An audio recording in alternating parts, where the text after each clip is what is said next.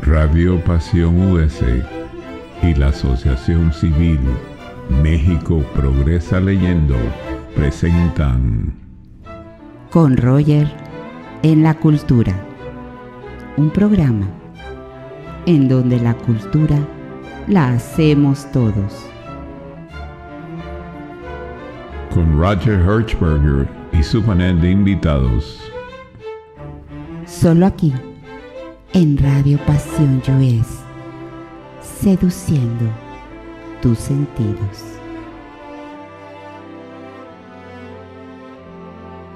Queridos amigos, muy buenos días, muy buenas tardes, muy buenas noches, según los horarios que estemos manejando. Bienvenidos a Con Roger en la Cultura. Estamos transmitiendo a través de Radio Pasión US, seduciendo tus sentidos, y a través también de nuestra Asociación Civil México Progresa Leyendo. Felicidades, el día de hoy es 25 de diciembre, tiene un simbolismo muy especial esta fecha. A ver, yo quiero pues explayar que debe de ser un día de paz, debe de ser un día de reflexión, hoy 25 de diciembre. Y bueno, aquí tenemos dos invitados que ya no son invitados, ya son ahora sí que amigos de este programa y también coprotagonistas. Estuvimos ya en alguna sesión pasada, en nuestros programas pasados, con respecto a que hablamos de la Virgen de Guadalupe. Y bueno, me honro en presentar rápidamente a dos personas. El primero de ellos es mi querido amigo, el maestro Alejandro Torner, que tiene el diplomado en religiones del mundo. Está haciendo el doctorando en filosofía por la Universidad de Anáhuac. Y también nuestro querido maestro, compositor, Jorge Pastor. Ya sabes que te agradecemos la entrada musical de este programa, que nos las ha prestado y que es maravilloso. Que es una persona arreglista, compositor, egresado del Centro de Investigación y Estudios Musicales, avalado por la Real Academia de Londres. Bueno, queridos amigos, bienvenidos todos sean ustedes. El día de hoy vamos a tener un programa precioso dedicado a este día, que se llama La historia de un niño llamado Jesús. Así se llama el programa del día de hoy. Voy a dar el preámbulo de este programa. Jesús de Nazaret, también llamado Cristo, Jesucristo o simplemente Jesús, bueno, nace en la provincia de Judea, que pertenece al Imperio Romano, aproximadamente el año 4 antes de Cristo, en Jerusalén, que perteneciente al Imperio Romano. Y tengo datos que muere entre el año 30 y 33 después de Cristo, y fue un predicador y líder religioso judío del siglo I. Es la figura central del cristianismo y una de las más influyentes en la historia. Queridos amigos, en la actualidad les puedo comentar, y desde finales del siglo XX, prácticamente casi todos los historiadores de la Edad Antigua afirman la existencia histórica de Jesús. Según la opinión mayoritariamente aceptada en medios académicos y basada en una lectura crítica de los textos sobre su persona, Jesús de Nazaret fue predicador judío y obviamente vivió en el siglo I. Fue crucificado en Jerusalén, deambuló en las regiones de Galilea y Judea, bueno, vivió bajo el gobierno de Poncio Pilatos. La figura de Jesús, dentro de lo que les puedo comentar, está presente en varias religiones, bueno, en algunos es aceptado como una figura divina y en otros es aceptado pues como un pastor, como un predicador. Queridos amigos, Jorge, Alejandro, bienvenidos. Bien, gracias, Roger. Un saludo a toda la audiencia. Hola, queridísimo Alex. Aquí estamos para platicar del tema. Sí, mi Alex, me parece que, a ver, aquí hay una cosa importante. Les hago la pregunta a los dos, ¿quién la quiere? ¿Quién la quiere? ¿Qué nace y quién nace con Jesús? ¿Qué nace? Estamos el día de hoy, 25 de diciembre, la fecha de hoy tiene un simbolismo grande y la pregunta es, ¿qué nace y quién nace con Jesús? Mira, yo creo que tendríamos que tomar como referente por qué 25 de diciembre. Hay una relación muy intrínseca con el tema del solsticio de invierno, que ya celebraban muchísimas culturas, particularmente en el norte de Europa. Los nórdicos hacían la fiesta del Yule, era una fiesta que podía durar de 3 a 5 hasta 7 días, y entraban y quemaban un árbol. El Yule era una fiesta dedicada a uno de los dioses de su mitología, esta que tanto gusta ahora por las películas de Thor y todas estas cuestiones, ¿no? Eh, y desde entonces, como la Iglesia Católica en el siglo IV, hasta el siglo IV ellos no celebraban los cumpleaños. La Iglesia cristiana en el siglo IV aprovecharon que prácticamente en todo el norte de Europa hacían toda una celebración de días para tomar como referente esa gran fiesta, el celebrar el cumpleaños de Jesús. Propiamente, como decías, no hay la certeza para poder saber, nació exactamente en qué fecha, imposible. El calendario sufrió muchísimos ajustes, hasta Gregorio el Magno no se pudo, que fue el que nos dejó ya el referente, y aún con él, pues no se consideraban los años bisiestos, no se tenía una referencia tan exacta, se hacía un cálculo estimado con base a la cantidad de lunas llenas y a la astrología, para saber pues los tiempos de las cosechas, esto y lo otro, ¿no? Entonces, muchas de las fiestas de la iglesia se, se trataron de ajustar a los programas que tenían en general las comunidades por donde se iba, eh, ahora sí que explayando la religión cristiana, ¿no? Es un poquitín eso. ¿Qué nace? Pues nace lo que se representa en la iglesia cristiana, el Mesías. La iglesia, la religión judía tiene toda la historia de la salvación, que es lo que los cristianos llaman el Antiguo Testamento. Hay una gran alianza, hay una promesa que los profetas van anunciando que va a venir el Salvador. A partir de Jesús se asume que llegue el Salvador. Hay 4 evangelistas o cronistas propiamente de su vida. En realidad hubo más, se habla de 10 evangelios, pero la iglesia tomó como referente a 4 que hubieran conocido directamente a personas que lo conocieron en vida o que lo conocieron en vida directamente a él, ¿no? A Jesús. Entonces, de esos 4, solamente 2 toman como referencia el tema de su nacimiento, platican de su nacimiento. Uno es Mateo, que sí va a platicar un poco sobre que a José, que va a ser el padre adoptivo, se le apareció un ángel. José está comprometido con María. José tiene toda una crisis porque dentro de la religión judía, si una mujer estaba embarazada fuera del matrimonio, se consideraba adúltera, y de acuerdo a sus leyes, pues la ley decía que tendría que morir lapidada, ¿no? A pedradas. María era una chica que tendría unos 16 años, que va a ser la mamá de Jesús, y él dice el evangelio que en el silencio pues iba a solicitar el divorcio, aunque todavía no se consumaba el matrimonio, ni mucho menos, pero así era como el formato. Y entonces, una noche antes de que vaya a solicitarle el divorcio en privado para que no la fueran a apedrear y demás, se le aparece un ángel en sueños y le dice, y bueno, pues es que va a ser la madre del Salvador y toda esta cuestión, ¿no? Aunado a eso, Lucas, que Lucas ni remotamente conoció a Jesús, él vino un tiempo después, sí conoció a Pablo, que Pablo fue pues el gran perseguidor de los cristianos.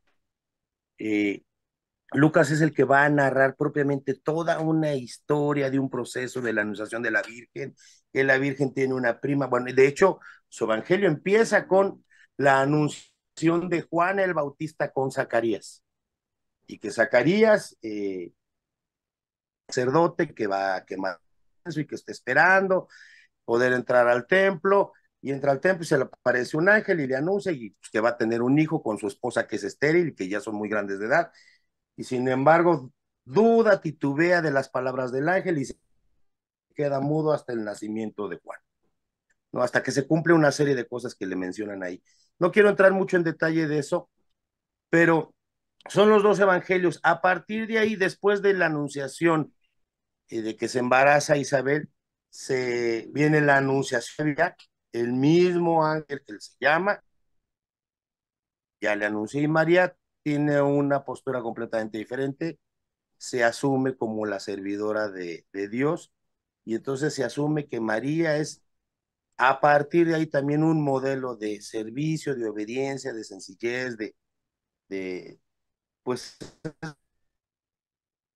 un eje, parteaguas muy, muy importante, porque va a ir apareciendo varias veces a lo largo de la vida de Jesús hasta que muere Jesús e incluso posterior. Mi Alex Turner, Alex, ¿cuáles son los antecedentes que tenemos de la llegada de este personaje a la vida del mundo? ¿Hubo predicciones? ¿Cómo lo visualizas tú, mi Alex? Mira, lo primero que yo comentaría para complementar lo que bien dijo Jorge, es que podemos pensar y podemos estudiar que ha habido otros grandes personajes que han nacido en esa fecha, ¿no? Ahorita especifico a qué me refiero con han nacido en esa fecha, el 25 de diciembre. Tenemos a Krishna, por ejemplo, Krishna que nació el 25 de diciembre, pero 2000 años antes, murió también crucificado y redimió a los hombres, etcétera. Está Baco, Adonis, Apolo, Mitra, Hermes, etcétera. Entonces cualquiera diría, oye, qué casualidad que todos ellos nacieron el 25 de diciembre. Esto es un mito. Entonces Jesús no existió, es un mito. No hay que confundir. Si estudiamos bien y hacemos un análisis de esta fecha, pues nos vamos a dar cuenta de algo.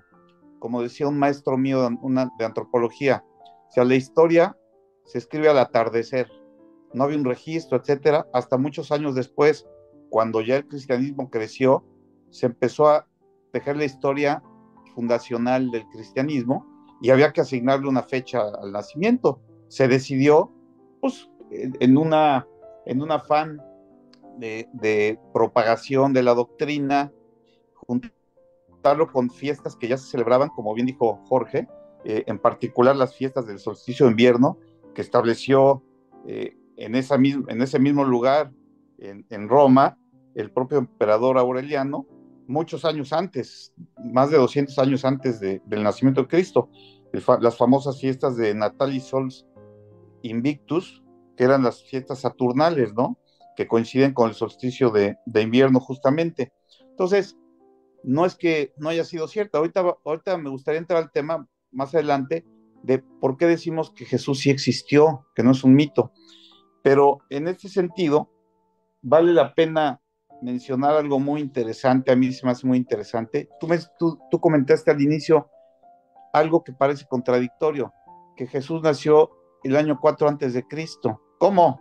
Si debió haber nacido el año 0, ¿no? Porque a partir de ahí se mide antes de Cristo, después de Cristo. ¿Cómo nació 4 años antes? Aquí hay una historia muy interesante que empieza con un monje del siglo VI, que era Dionisio el pequeño, o Dionisio el exiguo, porque era muy, muy pequeñito, ¿no? De tamaño. A él le encargan establecer las fechas pascuales, porque otra vez, no hay coincidencia entre los ciclos lunares y los ciclos solares, y en esa época y antes, pues todo se refería a esos ciclos para efectos de, como dijo bien Jorge, las cosechas, que por cierto las saturnales son en honor a Saturno, que es el dios de la agricultura. Entonces, es complicado hacerlo. Aquí matemáticamente, pues los meses lunares en promedio tienen 29.5 días contra los 30.4 de los meses solares. Entonces, para hacer coincidir y hacer un calendario de la Pascua, nos pasa a nosotros ahora. Siempre preguntamos, este año, cuándo cae Semana Santa para irnos de vacaciones. Pues a veces cae en un día de abril, a veces en otro día, a veces se retrasa más, porque se celebra el primer domingo después de luna llena, después del equinoccio de primavera. Entonces se mezclan los ciclos. Dionisio hace un calendario para establecer cuándo van a caer justamente esos días santos. Y lo que hace es que se da cuenta, establece, eh, él fue el que inventó, por cierto, el término antes de Cristo y después de Cristo, y tenía algo, un prejuicio numerológico que venía de algo muy interesante también, que son, Dios hizo al mundo en 6 días, el famoso hexamerón, ¿no? 6 días y al séptimo descansó el sabbat. Entonces, hay un pasaje también en la Biblia que dice que para Dios 1000 años son como un día. Entonces dijo, quiere decir que la duración total del mundo son 7000 años, porque son los 7 días, los 6 días del hexamerón más el sabbat. Entonces dura 7000. Y por otro lado, en el Apocalipsis se menciona también que durará 1000 años y luego vendrá la segunda llegada de Cristo, la segunda venida de Cristo. Entonces empezó a buscar cuál iba a ser la fecha de la segunda venida de Cristo. Y lo que hizo Dionisio fue pues, determinar con base en esas dos cosas que mencioné, que ya llevábamos 4000 años, o ya se llevan 4000 años cuando al nacimiento de Cristo, entonces faltaban 2000 más. Entonces ahí era la segunda venida. Posteriormente llega, ya muy posterior, el arzobispo Usher, que a él le encarga, todo se da con muchas coincidencias y muchas anécdotas curiosas, ¿no? Le encarga, por ahí de 1650, Enrique VIII le encarga que haga un linaje para demostrar que él es descendiente de Set. Entonces, él hace un estudio de la genealogía bíblica, mide las edades de todos los patriarcas, las va sumando y le da 4000 años, pero llega a un punto en que dice, oye, lo trató de forzar a 4000 años, ¿no? Para que coincidiera con lo que estableció Dionisio, pero se da cuenta de algo, que en el evangelio que citó Jorge, Lucas y Mateo, pues hay una parte, por ejemplo, en Lucas, donde dice que Jesús nació en el tiempo del rey Herodes, pero Herodes fue rey del año 40 antes de Cristo al -4 antes de Cristo, al 4 antes de Cristo. Entonces quiere decir que Jesús, pues debió haber nacido cuando más, el año -4, ¿sí? El año 4 antes de Cristo. Y por otro lado, Lucas establece que nació el año 6 después de Cristo por el famoso censo de Cirino, que lo establece para que coincida y para que se cumpla la profecía de Miqueas, que así lo establecía, ¿no? La parte de la persecución y del censo. Entonces hay una contradicción aparente, pero el punto importante es que sí, Jesús nació 4 años antes de Cristo, por lo menos. Entonces, de ahí viene lo que tú comentabas al inicio, ¿por qué no el 0? ¿Por qué el -4, no? Entonces, esto a mí se me hace muy, muy interesante para que la gente sepa de dónde viene esto. Sobre todo que Y entienda que es un evidentemente, referente. eso, exactamente.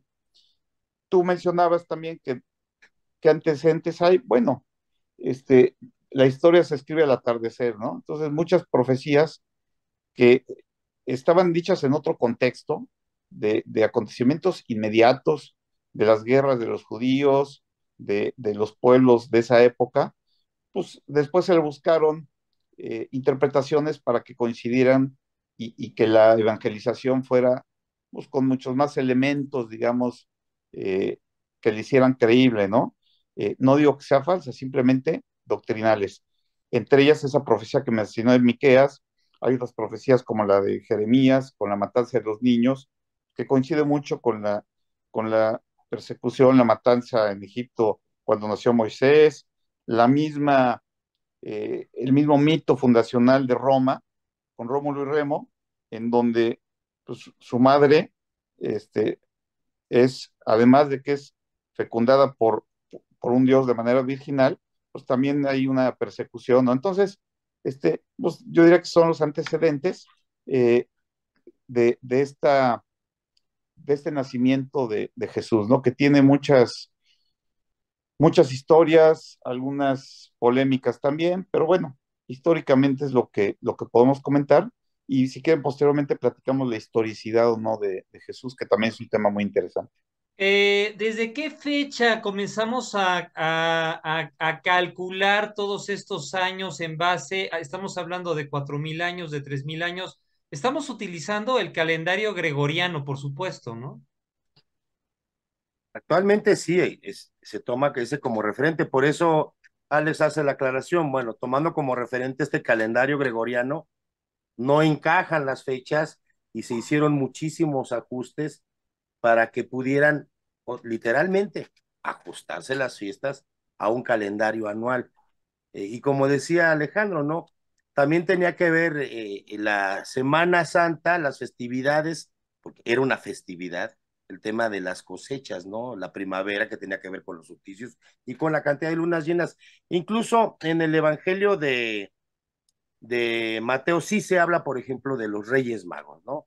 Que va a dejar como el referente el tema de los regalos. ¿Quiénes eran los Reyes Magos? Pues son unos sabios, entre comillas, de Oriente, y los sabios eran personas que estudiaban los astros, y al ser de veras muy, muy doctos en esa área sabían matemáticas, sabían geografía, sabían muchísimas cosas, y la mayoría de la gente no era gente culta, no era gente que podía tener acceso a ese tipo de información.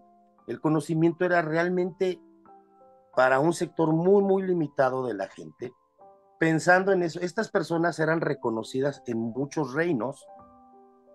Ellos, estudiando las estrellas, van siguiendo una estrella, han leído historia, han leído de las profecías, empiezan a ver que hay coincidencias con supuestamente la promesa del Mesías de los judíos. Entienden el Mesías de los judíos, no el Mesías del mundo. Ellos entienden como que va a venir el gran rey de los judíos, van a ser, porque coinciden las profecías con los estudios de las estrellas, y llegan a ver, dice el Evangelio, que llegan a ver a Herodes, pero como dice Alejandro, pues Herodes va a morir no muy lejos de esa fecha. Herodes, ¿por qué dices que Herodes? Pero también está el reino de los romanos. Roma conquistaba y permitía que muchos de sus pueblos fueran gobernados, le rindieran tributo al César, pero fueran gobernados por sus gobernantes. Gobernados es un decir, no tenían capacidad de muchas cosas. Tan es así que a la hora que van a juzgar a Jesús, los romanos no pueden condenar, los judíos no lo pueden condenar a muerte, lo pueden condenar los romanos. Por eso el Sanedrín, los judíos es un pueblo teocrático con un eje sobre el gobierno de la religión. Entonces ellos van y le piden a Poncio Pilatos que él sea el juez, ¿no? Y que él lo condene, ¿no? Pero tiene mucho que ver, como dice Alejandro, tiene que ver con los procesos históricos. Entonces habría que ver cómo realmente cuándo nace y cómo crece, qué es lo que pasa. Me preguntaste hace rato, Alex, ¿quién nace?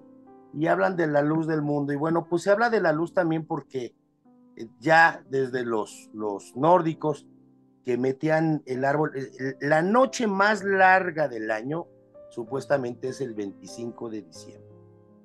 Entonces se encendían velas en muchas culturas, de toda la noche se encendían velas, y se encendían velas durante el día, porque en Europa, en el norte de Europa, es muchísimo más larga la noche, se percibe mucho más. Nosotros aquí en América, bueno, pues tenemos luz, pero en muchísimos otros países no. Son días verdaderamente nublados o bastante tenues en términos de luz. Entonces se mantenían encendidas las hogueras y las luces. Sin embargo, nuevamente, teológicamente, Jesús nace y viene a representar la luz del mundo. Jesús es la luz del mundo, viene a iluminar la oscuridad, y más en términos de representación, la oscuridad lo malo, la luz lo bueno, el yin y el yang, viene a iluminar, porque aparte viene a enseñar el reino, viene a mostrar cuál es el camino del reino, ¿sí? El reino de los cielos se vive en la tierra, y lo enseña a base de parábolas y lo que tú quieras y mandes. Eso va a venir mucho después, pero la representación de por qué Jesús es la luz, por qué viene a nacer la luz, hoy los cristianos celebran con la corona de Adviento y cada domingo se va encendiendo una de las velas que va representando la luz de Jesús, la luz que Jesús va a representar. Jesús viene a iluminar y mismo se celebra que es el cumpleaños de quien viene a iluminar nuestros corazones, la luz del mundo. Oye, a ver, aquí hay una cosa muy importante. ¿Cómo era la sociedad en la época de Jesús? Tengo entendido que según el Evangelio de Mateo, él no relata que haya habido ningún viaje de José y de María previo al nacimiento de Jesús. Tengo entendido que ellos vivían en Belén. Eso es lo que tengo entendido. ¿Cómo era la sociedad? ¿Cómo fue ese nacimiento? ¿Y cómo fue la niñez de Jesús? ¿Cómo está esto, mi Alex? No, bueno, vivían en Nazaret y por la profecía que yo comenté, se les hace ir a Belén. Ah, ok, perfecto. Así es. Y solo lo menciona un evangelista. Aquí las menciones de las dos fuentes que bien dijo Jorge, pues Lucas y Mateo, comienzan desde el inicio con la genealogía de Jesús. Y son genealogías distintas. Algunos dicen que son contradictorias, otras que se complementan, pero lo curioso es que hacen descender a Jesús por el linaje de David, pero a través de la línea paterna que era José. Pero José, pues no tiene ninguna relación genealógica con Jesús, porque pues no fue su padre biológico, ¿no? Entonces, ahí empiezan las dudas, contradicciones, porque, repito, la historia se escribe al atardecer, y cuando se escribió, pues no se reparó en eso, y finalmente hay interpretación teológica, ¿no? Hay quien dice, por ejemplo, así como el 25 de diciembre se estableció como fecha de nacimiento mucho después, con el por ahí del siglo IV después de Cristo, o sea, mucho después, pues también esto se fincó mucho después. La propia virginidad, por ejemplo, de María, pues esa se estableció hasta el siglo V, ya como un dogma, ¿no? Mariano. La Inmaculada Concepción fue muchísimo después. Entonces, oye, todo eso se va escribiendo. Sí, perdón. Perdón, sí, discúlpame, te interrumpí. Todo eso se va escribiendo, y pues, si hay veces en las cuales pues no hay de dónde agarrarse, y vienen las interpretaciones, ¿no? Que finalmente pues no está todo muy bien documentado, hay que llenar muchos huecos, etcétera. Jorge decía ahorita respecto a los Reyes Magos, ¿no? Pues todos sabemos que eran tres, Melchor, Gaspar y Baltasar, pero en la Biblia en ningún lado dice, en los evangelios en ningún lado dice que eran tres. Mateo dice que eran los magos, ¿no? En el sentido de sabios. No menciona que eran tres. Después se establece mucho después que eran tres, y los nombres, por ejemplo, pues derivan de un evangelio apócrifo, el evangelio de Pseudo Tomás, o de la infancia de Jesús, que es donde se mencionan. Entonces está pues todo lleno de, no había un registro histórico como ahora, entonces todo se fue armando, y por eso se pueden llegar a estas contradicciones, ¿no? Hay quien dice que Jesús se fue a Egipto, por ejemplo, pero a estudiar, a iniciarse, que era esenio. O sea, hay muchas elucubraciones alrededor de esta figura, ¿no? Y como dije anteriormente, hay quien dice pues, que Jesús no existió, que fue un mito, pero ahí podemos establecer, y yo creo que la mayoría de los académicos y de los estudiosos están de acuerdo con la historicidad de Jesús, por las fuentes que, si quieres, continuamos, y me gustaría mencionarlas más adelante. Perfecto. Oye, mi querido Alex, en esta parte del Concilio de Trento, y perdón, yo tengo esa información la tengo yo muy, es decir, no soy especialista ni experto en el tema, pero en este concilio de Trento, en donde creo que fue Constantino primero, empieza a hacer una recopilación de varios escritos, bueno, escritos que no estaban escritos, sino de varias vivencias. ¿Qué tanto qué tanto intervino esto en la conformación de la historia que en la actualidad conocemos? Creo que te refieres más bien al concilio de Nicea. Perdón, al concilio de Nicea, discúlpame, por favor. Sí, eso es muy interesante porque el concilio de Nicea justamente, ese fue también muy posterior, fue en el año 325 y hizo un parteaguas para la religión católica y ahí se establece el credo, el que se recita en la iglesia todos los domingos, de ahí nace. Y nace porque había un conflicto que va ligado al tema que estamos viendo. ¿Jesús era hijo de Dios o no era hijo de Dios? ¿Era Dios mismo o era diferente a Dios? Entonces, cuando el cristianismo empieza a surgir, empiezan a surgir varias interpretaciones de quién era Jesús, ¿no? Y estaban, por ejemplo, los arrianos, los seguidores de Justamente. Arrio y los de Atanasio en Alejandría. Arrio decía, los dos reconocidos por entonces la incipiente iglesia cristiana, y uno decía que Jesús era creado por Dios, o sea, que no tenía una existencia infinita o eterna como Dios mismo. Entonces no era lo mismo, no era la misma persona. Y Atanasio decía lo contrario. Entonces Constantino convoca a un concilio, el concilio de Nicea, para que se pongan de acuerdo sobre esto, porque había habido pues muchas matanzas en Alejandría de arrianos contra seguidores de Atanasio, había corrido mucha sangre porque no se ponían de acuerdo, y ahí es en donde se establece varias cosas. Primero, se establece que Jesús es engendrado, no creado. ¿Recuerdan Sí, sí, Sí, sí. esta claro. frase, ¿no? Del Sí, sí, credo, sí, está engendrado, dentro no del creado, credo. Ajá. que de ahí sale. Engendrado quiere decir que es de la misma naturaleza del Padre. Homosius es la palabra en latín, ¿no? Contra lo que decía Arrio. Entonces ahí gana, digamos, esa interpretación y digo, en los episodios tristes de la iglesia se mandan quemar a todos los escritos de Arrio y se manda también a atacar a todos los arrianos, etcétera. Ese Pero es también ahí, lo que preguntas, se establecen los evangelios sinópticos, que son los evangelios canónicos que conocemos los cuatro, porque había muchos. Yo mencioné ahorita un evangelio que había y de fechas parecidas, porque todo se escribió con posteridad a la muerte de Jesús, muchos años después. O sea, los escritos más tempranos que tenemos son las cartas de Pablo, pero Pablo fue un converso posterior y se datan por ahí del año 30, 40 después de Cristo.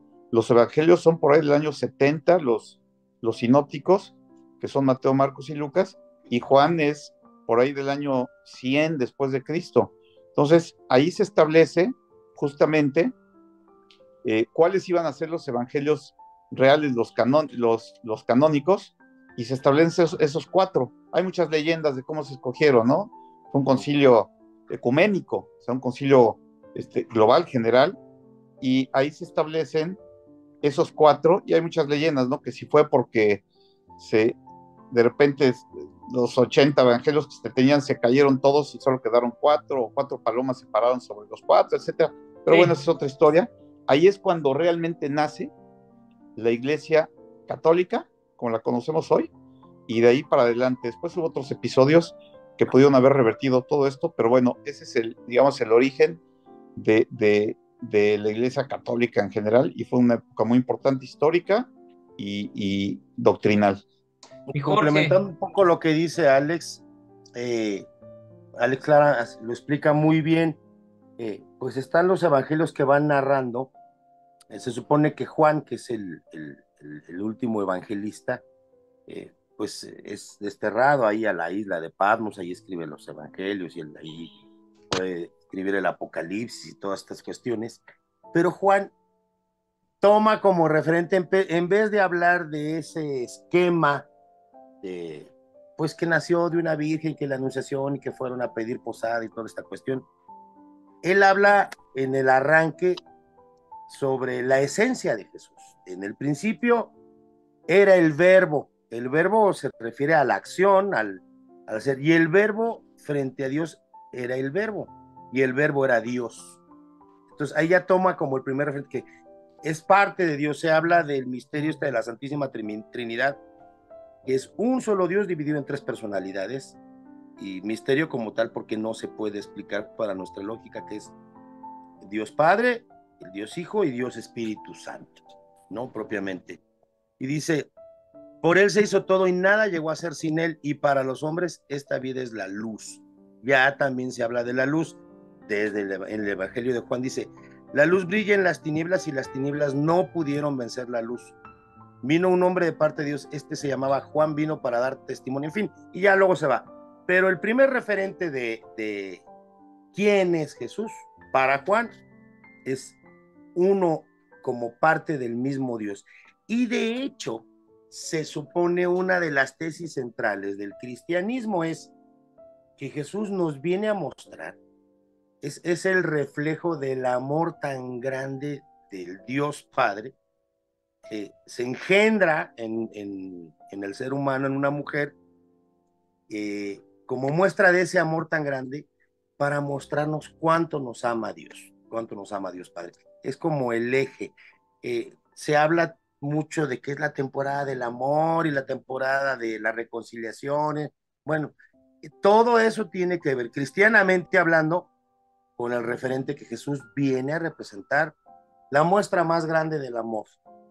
Y entendiéndose, sobre todo para las culturas totalmente patriarcales, que era como la de los judíos, pues el amor de un padre al hijo es lo más grande que puede haber. Tengo entendido, mi querido Jorge, mi querido Alex, que Juan el Bautista, que además, dicho sea de paso, me parece que era primo de Jesús, profetizó la llegada de Jesús, ¿no? Es decir, y que inclusive eso es lo que Vox, Te explico un poquitín. y que inclusive claro, fue bautizado en el río Jordán. Sí, ¿cómo está eso?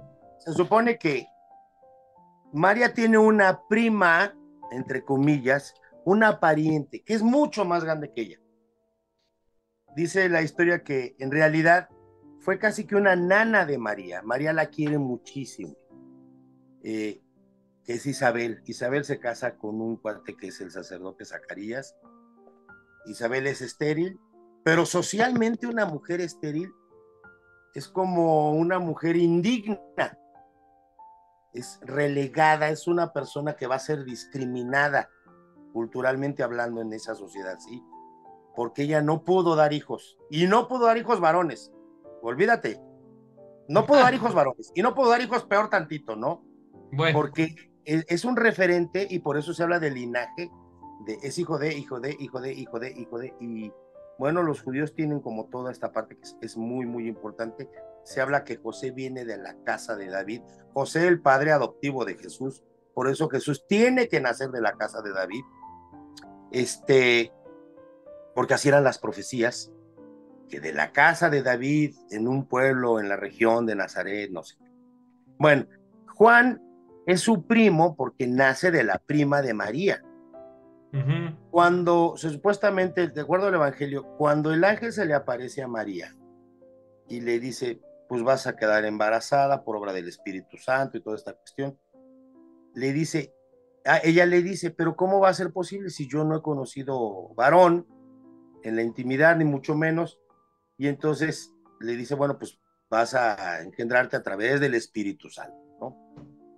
Ya ves a tu prima Isabel, que tiene 6 meses de embarazo. Entonces, después de la anunciación, se supone que María va y busca a Isabel, la va a visitar, pero la va a visitar, no creas que vivía, pues voy de una colonia a la otra, no, estaba en otra población, tiene que hacer un viaje, creo que duraba un día más o menos el recorrido, va y le ayuda, se queda con ella hasta el parto de Juan, y se supone que cuando entra, a la hora que saluda, el niño Juan, en el vientre de Isabel, brinca y le patea, y entonces le dice, bendita tú entre todas las mujeres, no soy digna que la madre de que va a ser mi Señor, no sé qué, etcétera, ¿no? Pero la oración esta de la de María tiene que ver con eso. El primer saludo de Dios te saluda María, porque eres llena de gracia ante Él, ¿sí? Eres la escogida. Entonces, Dios te saluda, María, llena eres de gracia. El Señor está contigo. Y el bendita eres entre las mujeres, se lo dice Isabel. Y bendito es el fruto de tu vientre. Hasta ahí. Isabel no sabe que se va a llamar Jesús, mucho. Eso ya se puso después. Oye, aquí hay una cosa, a ver, estamos hablando de Jesús. A ver, ahorita dijiste, la madre de Jesús. Etimológicamente, mi Alex Turner, ¿qué Jesús? Digo, ¿qué referencia tenemos de la etimología de Jesús? Es el Salvador, ¿no? Bueno, el nombre en hebreo realmente era Joshua Bar Yosef. Es el verdadero nombre de Jesús. Joshua, Joshua Bar Yosef. Es Joshua, Que, Yeshua, algo a así. ver, ¿esto es que arameo? es hebreo, Ah, es que hebreo. significa, sí, que significa un seguidor de Yahvé. Ese es Yeshua. Y Bar Yosef es hijo de José, así como las terminaciones de ahora, ¿no? El iño en portugués, el fon en holandés, etcétera. Ese es el nombre correcto, ¿no?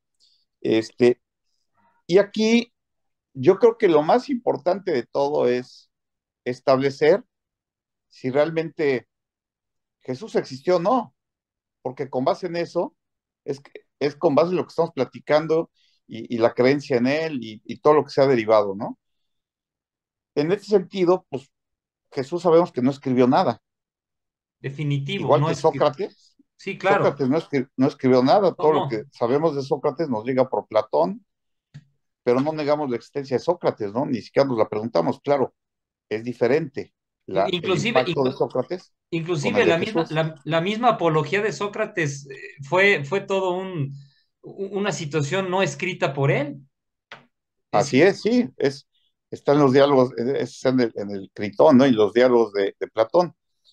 Pero aquí tenemos, si tomamos las fuentes parciales, pues no nos dice nada y desde el punto de vista de análisis histórico, no son válidas las fuentes, por ejemplo, de los evangelios, tanto apócrifos como canónicos, porque son juez y parte, digamos. Pero tenemos un mito en esto.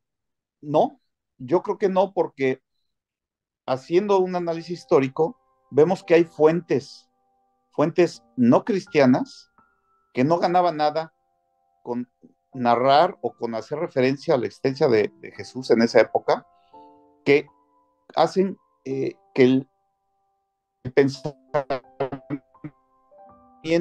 y haya un acuerdo académico en relación a eso. Tenemos, por ejemplo, varias fuentes, además de las que ya dije que vamos a considerar que no se deben tomar en cuenta porque son parciales, son doctrinarias. Está la obra de Filón de Alejandría, está la obra de Flavio Josefo, que también se ha objetado. Flavio Josefo fue un historiador judío que escribió muchísimo, escribió antigüedades judías y escribió historia de los judíos, y menciona, entre otras cosas, la existencia de Jesús.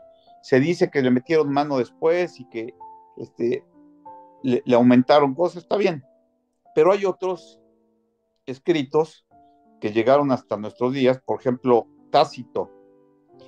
Tácito escribió sus anales en donde menciona a Nerón y la persecución que hizo a los cristianos. Entonces Tácito no era cristiano y habló de eso. Suetonio, por ejemplo, en vida de Claudio y en vida de Nerón, escribió, son las obras, vida de Claudio, él hizo una biografía de la vida de varios emperadores y coincide con lo que dice en los Hechos de los Apóstoles referente a episodios de los cristianos y de la existencia de Jesús. El propio Plinio el Joven, escribe, se conservan algunas cartas a Trajano, que era un emperador romano, en donde le dice, oye, ¿qué hago con los cristianos? ¿Qué debo hacer ante ellos? ¿Cómo debo castigarlos o tratarlos? ¿O qué les debo aplicar por la revuelta que hacen, etcétera? Y le contesta a Trajano y refieren a Jesús. En fin, todos esos documentos o esos testimonios documentales nos hacen ver que realmente existió el personaje desde el punto de vista histórico. Entonces, sería difícil que hubiera todos estos testimonios independientes de años distintos, que que fueran hechos desde un punto de vista conspiracionista para crear un personaje, ¿no? Entonces está claro, yo creo que no hay ningún historiador serio al día de hoy que no reconozca la existencia de Jesús. Ya si es Dios o no es Dios, es otro tema, pero la existencia está fundamentada y creo que es importante que se conozca este tema. Inclusive, tengo entendido que en el Islam es reconocido Jesús, es decir, que se le conoce como Isa, ¿no? Tengo entendido. Para el Islam es Isa Ese es el nombre, el nombre. Es el nombre. Y se reconoce, claro, se reconoce como un profeta, ¿no? En el judaísmo, pues mucho más. Y en el hinduismo también, me parece que lo conocían como Avatar o como Shadu, me parece. Eso es posterior, y ahí en el hinduismo pues, está lleno de avatares, ¿no?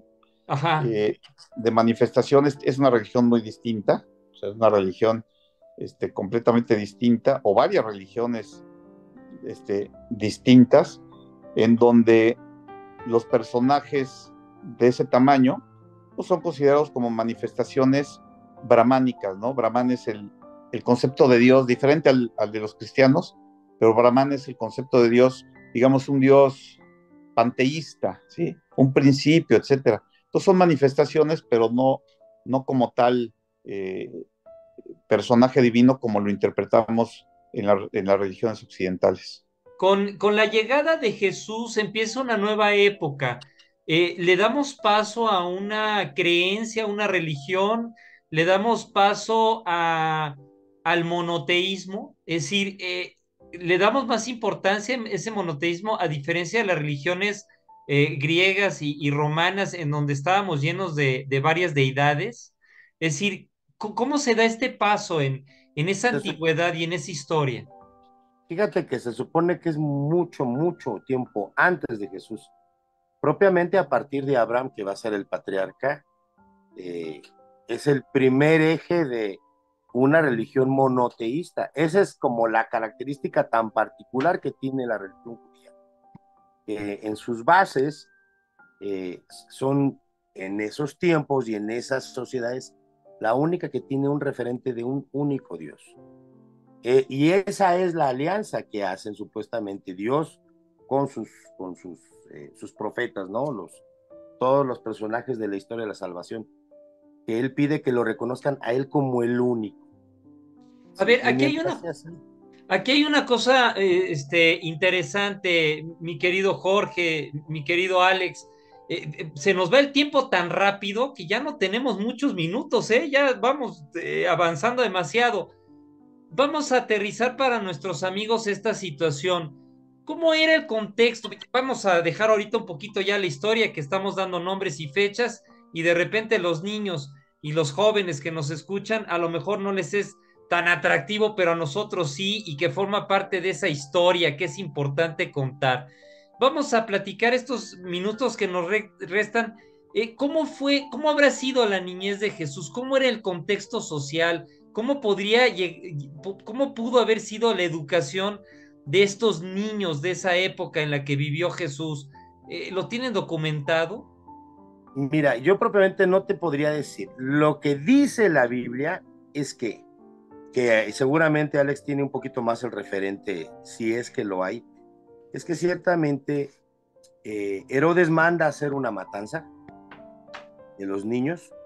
Dice la Biblia que en el presente donde se mencionan los magos de Oriente, que al irse los magos después de la adoración al niño recién nacido, ya no regresan con Herodes, y entonces Herodes entra en rabia y cólera y no puede tolerar que haya otro rey de los judíos que no sea él y su linaje, y entonces manda a matar a los niños de la región menores de 2 años. Pero yo tenía entendido que también hacían ciertos ajustes como control de la población demográfico. Igual las matanzas supuestamente de los judíos en tiempos de los egipcios, que eso era como más o menos común, como un tema de control. Incluso en el Evangelio también se habla que José y María tienen que ir a Belén para registrarse en el censo que mencionaba Alejandro al principio, ¿sí? porque eso sí hay un censo, sí está el registro del censo, etcétera, aunque, como dice Alejandro, creo que no coincide, ¿verdad? En tiempos ya de Herodes ya había muerto, ¿no? Al Sí, parecer. no coincide la fecha. Fue Entonces, el año 6 después de Cristo. Entonces, pues tienen que ir, y entonces en el camino se viene el alumbramiento, ¿no? Propiamente del nacimiento de Jesús. ¿Cómo fue la vida de Jesús? Se supone que después de eso, y dice el Evangelio, se le vuelve a aparecer el ángel a José y le dice, toma al niño y a su mamá y llévatelos a Egipto. Se supone que viven en Egipto un tiempo, porque además eso hace que pueda coincidir otra de las profecías del Antiguo Testamento, que va a crecer parte de su infancia en Egipto, va a venir de Egipto cuando regrese. Y cuando muere Herodes, dice el Evangelio, se le vuelve a aparecer en sueños el ángel a José y le dice, ya pueden regresar porque el que los perseguía ya murió. Oye, Jorge, tres momentos claves en la niñez de Jesús, queda tan documentado, bueno, por un lado me acuerdo muy bien de la circuncisión de Jesús, la presentación en el templo y obviamente también en esa fase del encuentro con los doctores en el templo de Jerusalén. Es decir, ¿qué tanto tenemos referencia de ese Jesús de niño, de jovencito? ¿No lo existe, Alejandro? Hay muy pocas referencias, tú ya mencionaste las que hay, básicamente son esas. Hay otras referencias, pero pues justamente por este vacío de información de la infancia, se dice que se escribió el pseudoevangelio de Tomás al que me referí, que es el Evangelio de la Infancia, en donde narra cosas, pues bueno, también extraordinarias. Por ejemplo, ahí podemos encontrar, es interesante verlo, ¿no? Y leerlo como cultura general. Ahí vemos, por ejemplo, cómo estando con un amigo, se cae del tejado su amigo, se muere y él lo resucita ahí, ¿no? Por ejemplo, otro pierde una pierna y él lo cura. Hay otro episodio donde decían que hacía pajaritos de papel, le soplaba y volaban, se convertían en reales, ¿no? Todo eso, Claro. eso por los huecos que hay, pero realmente no hay referencias. Yo creo que la educación que recibían los niños de aquella época no es muy diferente a la que reciben los niños judíos de ahora, sobre todo los más ortodoxos, en el sentido de tener que aprender las escrituras, la Torá, el Tanaj, que eran los libros reconocidos, ¿no? Pues ahí no había evidentemente un Nuevo Testamento, ¿no? Que es lo que ahora impera en el cristianismo, era la historia Tanaj, de la ¿no? La salvación Tanaj es estaba compuesto de la Torá, que son los 5 libros del Pentateuco, y luego los libros sapiens. Esto es lo que ahora conocemos como Antiguo Testamento. Y efectivamente lo que dice Jorge, la famosa matanza de niños, esa pues sí no está en absoluto documentada, hubiera sido un escándalo y lo hubiera documentado Flavio Josefo, que es el historiador judío, que sí comenta lo del censo que se hizo por parte de Cirino, y yo creo que, pues, aplicando la lógica, Herodes no podría tener miedo a que alguien que ni conocía le hubiera dicho, yo creo que eso sí es una leyenda, le hubiera dicho, oye, cuidado, porque van a ser alguien que te va a destituir.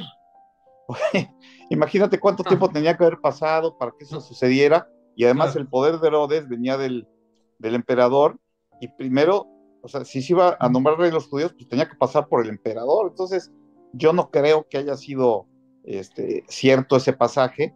Sí creo que se hizo coincidir o que se difundió esa historia para hacerlo coincidir con la profecía que comenté yo, de Jeremías, en donde se habla de una matanza de los niños, pero que tampoco se refería a esa época, ¿no? Era en otro contexto, y lo que dije al principio, coincide con leyendas como la de Moisés, que también lo escondieron porque iban a matar a todos. ¿Sí se acuerdan ese pasaje, no?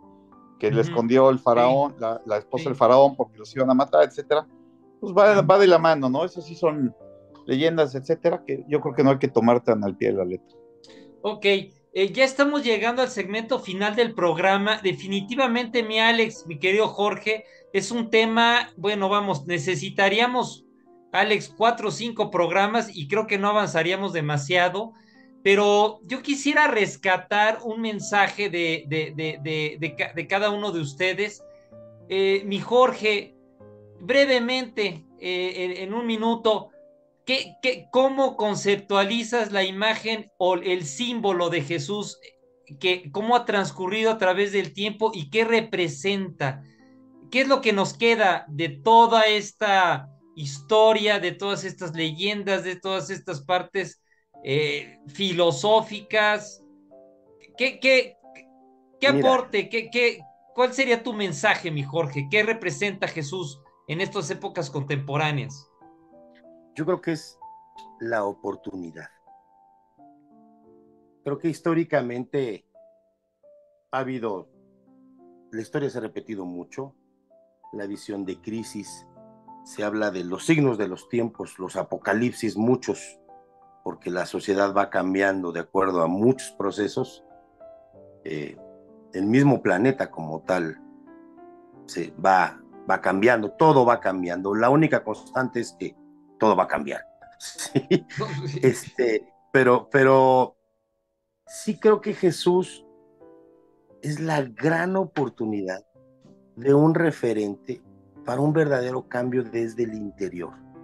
Es decir, la propuesta de Jesús como el personaje que viene a mostrar el reino, y no desde la parte teológica, viene a mostrar un reino, un símbolo del amor.